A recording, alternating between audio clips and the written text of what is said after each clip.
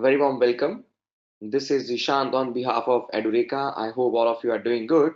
So today we are going to see what are strings in Java. So let's see the agenda for the day. So we are going to look into what is a Java string, how strings are stored in the memory, that's like string pool. So what are the various ways by which we can create a string, and thereafter we'll see various methods available in the string class, and lastly we'll have some practical examples. Now when we are talking about strings, so we are basically storing the data which is like a lot of characters all together. So we can say they are sentences now. So you want to store a character or a letter or an alphabet, so we got char data type. But when it comes to a word or a sentence or a paragraph, right? So there we look into the string. So string in Java is an object. It represents the sequence of characters, kind of word or sentence. Then if we talk about string, so it's basically a class which is used to create and manipulate the string objects. So it is in the java.lang package. So that is how we say string is a reference type, not a primitive type. Now, when we create a string, it is immutable in nature. So what is meant by immutability? It means the data which is once there in the string object, it cannot be manipulated. So manipulation for the strings we cannot do. Now, if we're talking about Java strings, right? So we can process our textual data very easily. Given a use case, so we write a sentence, so we can very easily search some words in the sentence. We can use an API like contains, which can tell whether the word is there in the string or not, right? So searching is one of the inbuilt feature in the string API. Then we can divide our string into multiple parts. So we can say as a substring. Moving ahead, we can even create new strings out of the old strings. So for example, the quick brown fox jumps over the lazy dog. We can say the quick fox jumps and the quick lazy dog. So these are the different strings which we can manipulate our existing strings, and we can create the new string. But remember, the old string never ever changes. It's always the new string which is created, since strings in Java, they are immutable. Now java.lang.string is a class in Java. So guys, this class is basically implementing few interfaces: serializable, comparable, and char sequence. So when we talk about the class string, it's a final class which you cannot inherit. So every class in Java will be the child of object either you create or it's a built-in class. So it implements serializable, comparable, and the char sequence. So let us see what these three interfaces will be for strings. Now, serializable is just a marker interface. Now, when we talk about a marker interface, guys, so it will not contain any data member or method. It is basically marking the Java classes so that our compiler can come to know about these classes. Now, serializable are the ones for whom we can save the state in some files. So there's a concept called serialization and deserialization. So saving the state of an object and recovering the state of an object from a file. Now comparable is basically that if you have a string and if you want to order the data in the string, you want to sort, you want to compare. So we got some methods available with the help of which we can very easily do that. For example, a method called compare to can compare one string with the other string, whether they are equal or not. Then we got char sequence interface. Guys, this is a readable sequence of characters, and this is supposed to provide some read-only access. And the other thing is that char sequence is basically parent to three classes, right? String, string buffer, and string builder. Now, string is a class which can create textual content for us, where this guy is immutable. So we cannot change the data once it is created. So you can even say strings, they are nothing but their data or their values, they are literals and we cannot change them. But string buffer and string builder, they are again the char sequences which can manipulate the data within. So they are the mutable versions of the string. Moving ahead, buffer and builder, they are different in a way that buffer is not thread safe, whereas builder is thread safe. So my bad. Buffer is thread safe, whereas builder is not thread safe, right? So what is thread safety, guys? Thread safety is synchronization. When multiple threads, they are going to access the same single object, there we need synchronization. So string buffer is built in and it is by default synchronized, but the builder is not synchronized. So that is the difference between buffer and builder. Now we'll understand how we can create strings in the memory. So strings in the memory, they are created in an area called string pool. Now when we are talking about string pool, so Java string pool refers to collection of strings which are stored in the heap memory. So in the heap area, so there would be a string pool which will be created, and as string objects are immutable in nature, the concept of string pool came into the picture. So string pool will help in saving the space for Java runtime. So let us see how string pool is gonna work for us and how it's gonna save memory for us. Now, if you wanna create a string, there are two ways. Either you can create it as a literal, we call it an interned string, or you create it with the new keyword, we call it an object, right? So let us have a quick look on how we create a string and how the string pool comes into action. So considering we are going to use literal to create a string, so guys, Java string literal is created by just writing the string literal in double quotes. So how you will do it? You will say string str is Edureka. So you need to use these double quotes. So when I'm saying str, so guys, str is basically a reference variable which is pointing to Edureka, like this. So in the string pool, we got a literal called Edureka, and str will contain the hash code for that literal, and this is how we got a relationship mapping. Now, same way, when we want to create a new string with the same name, let's say I want to write another string, but that will also be Edureka. So for that, what happens? So before creating a string literal, right? So first a lookup happens for the value in the string pool. If the same value is already available in the string pool, right? So a new string will not be created, rather the reference of that string will be returned. For an instance, if I write string str1 is Edureka, it means what will happen, str1 will also point to the same string. So literals, they are created once, they are not recreated. Same way, when I will say string str2 is welcome, now welcome is not there in the string pool. So what will happen? A new literal welcome will be created to which str2 will point. So once again, a quick review. String literals, we also call them an interned way of creating the strings. Interned way of creating the strings is where a string literal gets created into the string pool.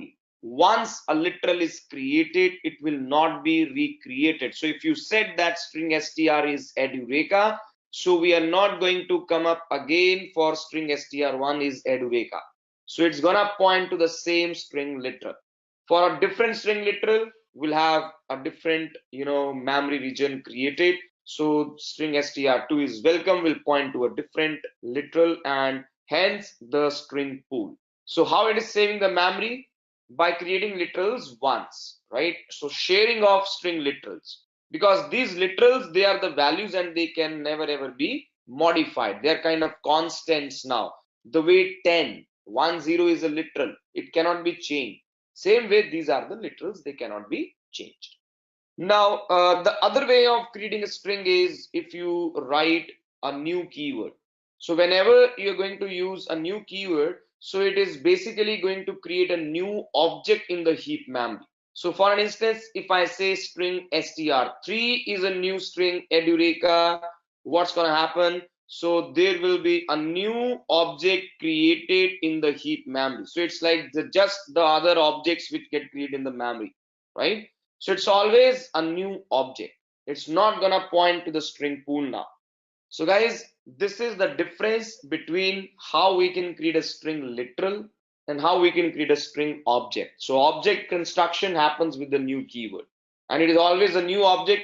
So even if I will say string str4 is a new string with Edureka, it will be a different object constructed in the memory. Even though the contents are same, but new keyword will always create a new string object in the memory. Now we'll see some string methods. So guys, we got string class, which is a built-in class, and we will be exploring these methods. What are the built-in methods? We will also try to explore them practically. But let's first of all have a look on the list. So we got this method called equals, which will check whether the given string is equal to the other string or not. So it's comparing the contents in the string. Now equals ignore case will ignore the case, right? So whether the uppercase or the lower case, it won't matter for us. Length returns the length of a string. Then we can get the character at any index. Now string is a collection of characters, so they are indexed internally from 0 to n-1. So char at, you pass the index and you'll get the character at that index from the string. To uppercase returns the string in the uppercase, lowercase will generate a lowercase string, then replace can replace an old character with the new character, and thereafter a new string can be constructed. So remember, whenever we are manipulating the strings, whether the intern strings or the non-intern strings, we are always getting a new string. Now trim is a method which is going to remove the white spaces from the beginning and the ending of the string. Then contains method will give a quick check. So it's gonna search whether a string is existing in a string. So part of string exists in a string or not. To char array, so we can get our strings converted to the character array by calling the method to char array. Then we got is empty to check whether the string is empty or not. Ends with, so we can check that whether the string ends with a specified suffix. For example, you wanna generate an application where you wanna list all the images. So you are writing a file explorer app. You wanna read the files and you wanna check whether their extensions are .jpg or .png. So we got ends with, right? Then similar to the ends with, we even have starts with. Then we got concat, which can concatenate the two strings, right? So it's like appending the strings and regenerating a new string. So guys, let's have a small demonstration on string methods. So I'm gonna create a new Java project. So let us name this as strings demo. So here I'm going to write a class, let's say strings, Java strings. I'm going to say a co.edureka as a package with the main method. There are two ways to create a string.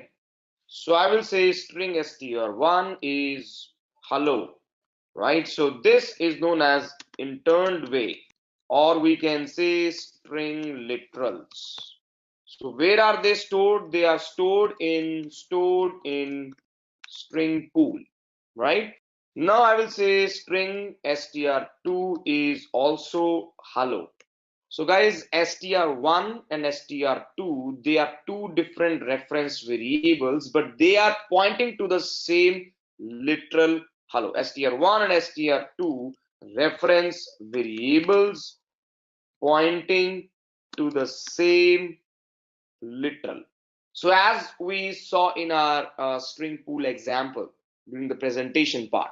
Now, if I'm going to compare these strings, if I will say if str1 is equal to str2, so here I'm gonna say str1 equal to str2. In the else case, I will say str1 not equal to str2. So what are we comparing here? we are not comparing content that is hello. So what we are doing here?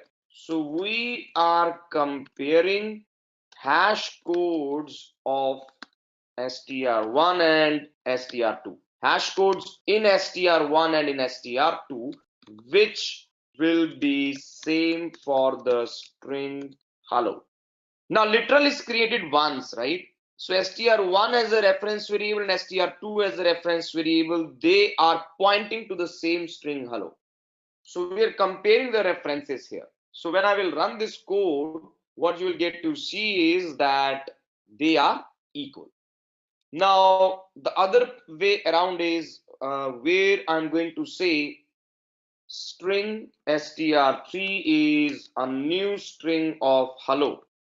So what is this? This is known as object, string object. That is, we used new operator. So here string object is constructed in heap area with hello as its contents. At the same time, when I will say string str4 is new string hello. So guys, what has happened? str1, str3 and str4 are reference variables which are pointing to two different objects whose content is same. Now that is something which we need to understand. So we are basically having these two different strings, two different reference variables, which are pointing to two different objects whose content is same. So when we are going to compare str3 and str4, we are not comparing the content, we are again comparing the hash codes in str3 and str4, which will be different for the string object containing hello. So you see there's a difference now, right? So if you will compare 3 with the 4, so when I'll compare 3 and 4, you will see it is not equal to. So this is the first proof of concept, and as a conclusion, we understand equals to will compare reference variables, that is hash codes, and not the real content, that is hello. So equal to is comparing the references, it's not comparing the content. And we also saw that if we have a literal, if we create a string literal, so there we get to have the same reference for the same string. So str1 was compared, but str3 and str4 were not compared. So how we should compare, right? So how should we compare strings? There are two ways.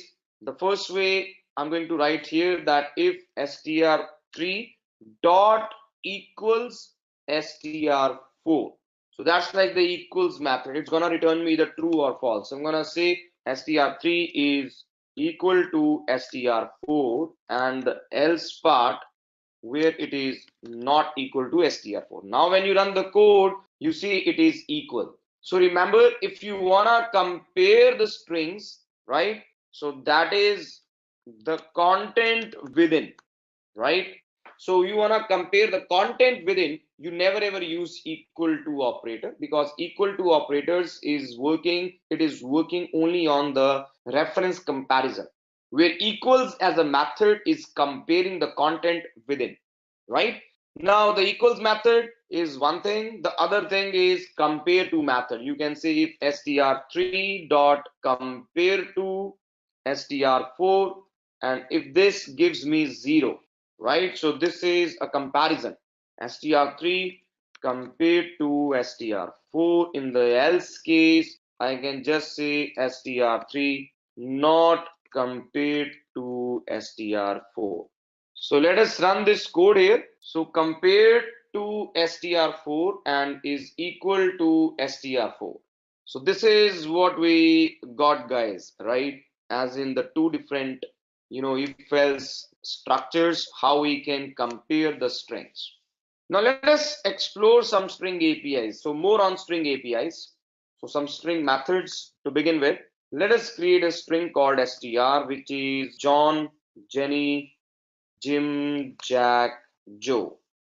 So you got this string John, Jenny, Jim, Jack, and Joe. And what I'm going to do here is, so I will say the first thing we'll get the length, right? So I'll say int length is str dot length. So we can say CISO length of str is plus the length.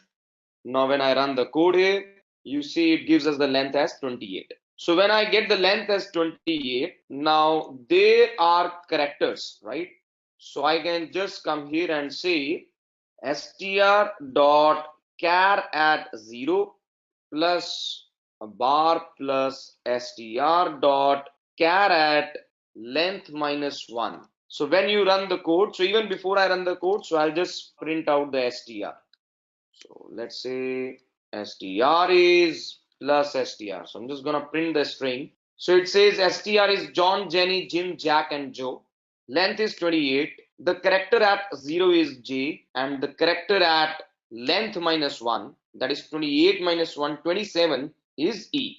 So string starts with the 0 and goes till n minus 1, that's like length minus 1.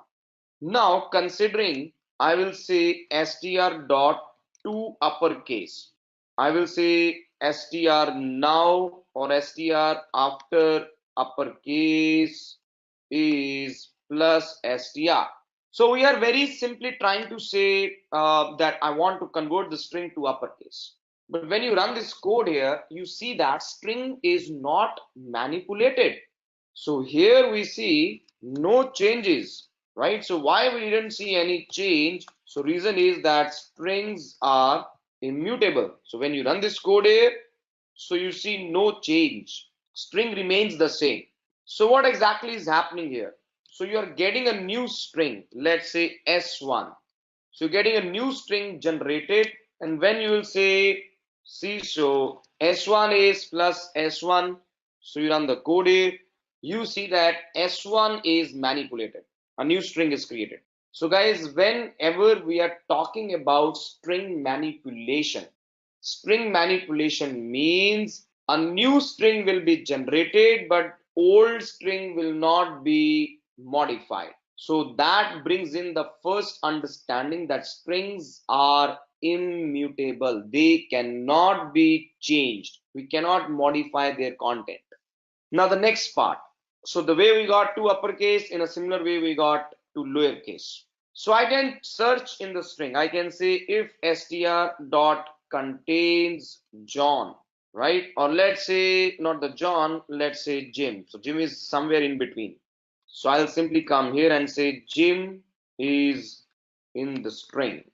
You run the code now. It says Jim is in the string. So contains method will help us to check whether a string is there, a substring is there in the string or not. Now considering you want to break the string into a small string, we can use a substring method. I can say string s2 is str dot substring from the index number 5. So this is 0, 1, 2, 3, 4, and 5 index is this space, right? So I will say CISO S2 is plus S2. You run the code. Now what you see is that the guy John is trimmed off from the space till the end. We got a new string. So this is known as a substring. A substring, you mention the index. So till from 0 to 4, string will be removed, and there onwards, 5 onwards, you get a new string. So even I can say string s3 is str dot a substring. You go from 6 till let us say 10.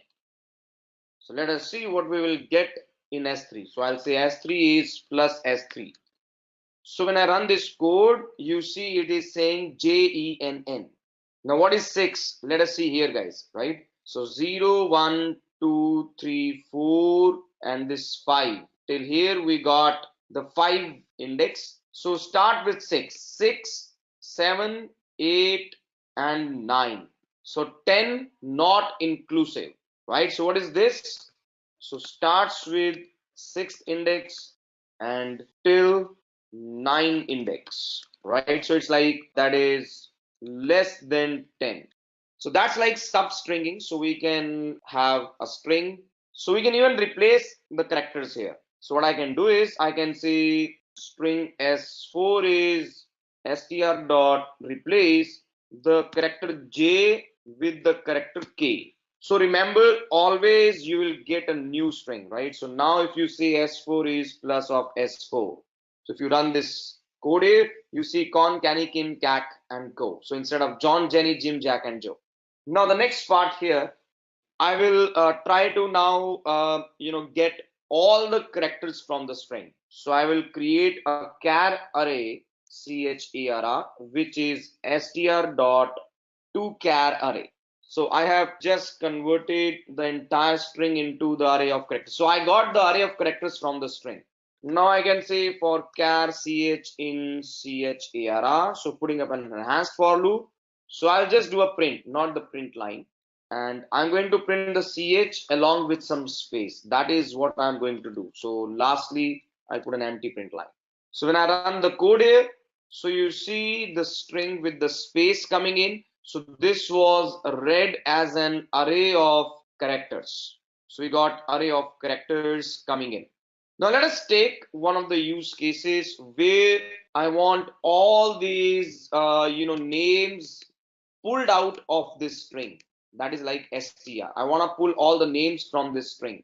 So what I can do is I can say a string array. So let us say strarr. So we will say str dot split on the basis of comma. So we need to put in a pattern on the basis of which we can split the string. So thereafter I will say for string s in strarr. So I'm gonna do a CISO on s. So when you run the code here, what you see is that we got all the strings coming in. But here we can see some space in the beginning because we got a space in the beginning after this comma, right? So if you want to remove the space, you can just call the method called trim. So trim is going to remove the space in the front or in the end, beginning or ending, right? So now you see there is no space. So splitting will help us to get the strings out of the string on the basis of some pattern, right? Some pattern. Now, moving ahead, I'm gonna write a string called email, which is like john at some example.com, and string like, let's say phone, which is some phone number, let's say 9999 and thereafter 8888 and 8. So some string, right, for the phone number. And let's say there is a password. So for this, the password goes like password 123. So this is data during registration, right? So while we are registering the user, we are going to have this data from the user. So you want to validate the data, right? So we would like to validate the data from user. That is whether the data is correct or not, right? So I can simply come up and say if email dot is empty. So I'll put a not here. So if email is not empty, right? So I can say CISO email is available. Other than in the else case, I can say CISO please provide an email. Now, if email is not empty, email is available, there can be even one more check that if email dot contains at the rate and email dot contains a dot operator. So if it is containing, then it's a valid email, right? So if I'll put a not here, it means that if anything is missing, I can simply say email is available, but email is not a valid email. In the else case, I can say CISO email is a valid one. So this is how we can, use our string operations to check whether we get the correct string from the user or not. So when I run this code here, it says email is available, email is a valid one. So if you don't put the email, so let's say email is empty here and you run the code, so what you see is that email over here is not provided. So it says please provide an email. So same way, if you write an email with missing of @, so it says email is available. All right, so I think here I just need to put a check. Email contains, so it should contain this and this, right? So email is available, but the email is not a valid email. So we can put some conditions and check whether the data is correctly formed or not. At the same time, I can simply come here if phone dot is empty. So if phone is not empty, right? Same way the else part. So please provide a phone number. So here what we can do is we can say phone number is available, and I can put one more check if phone dot length is, let's say, not equal to 10. So we are looking for a phone with the length as 10, right? And the else part. So I can say CISO phone number is a valid one, right? So here I can say, but phone number is not a valid number. So similar validations, right?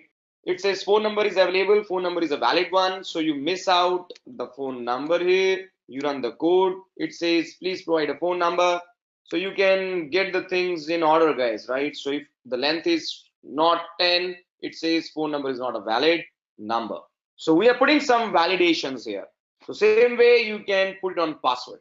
Now all these discussions which we have done, so we are concluding one thing, that strings are immutable. So it means what? If I create a string, let's say string is a new string, and I say hello here, and thereafter I will say string dot concat a space and a world, right? So concat is to append. So we can even append the data like with the plus operator. So that will also append the data. Now I will say CISO string is plus the string. If you run the code here, it is just hello. So this brings up the conclusion that strings are immutable. We cannot change them. So it is always a new string which will be constructed if you are going to do a concatenation. Now we got a version called string buffer. So here I'm going to say hello. Now buffer and strings, they are similar. So we will use append instead of concat, right? So here I'll say world, and now when you will say CISO, buffer is plus the buffer. So what you will see is that in case of string buffer, string is appended. So data is manipulated in case of string buffer, but not in case of string over here. So this brings out that in case you want to manipulate the data in the same string, right? So we got this guy called string buffer, which is mutable. So mutable sequences of the string, they are known as string buffer, as well string builder. So the way you got buffer, in a similar way we have string builder. The only difference is that builder is not thread safe, whereas buffer is a thread safe structure. So the output shall be same for both of them, and the usage is also same. So I will say builder is plus the builder here. So you run the code. So you see buffer and builder, they work same way. The difference is that buffer is thread safe, whereas this guy is not thread safe. So guys, all the three versions like string buffer or string builder. So we are very well aware with the you see strings now. So we also understood what we need to do in case we need to use the mutable sequences. So all three, they implement char sequence. It means the reference variable to the char sequence, let's say CS, it is, let's say, null. So CS can point to a string, let's say hello. CS can also point to a string buffer, let's say awesome, and CS can also point to a string builder. So that's like bye.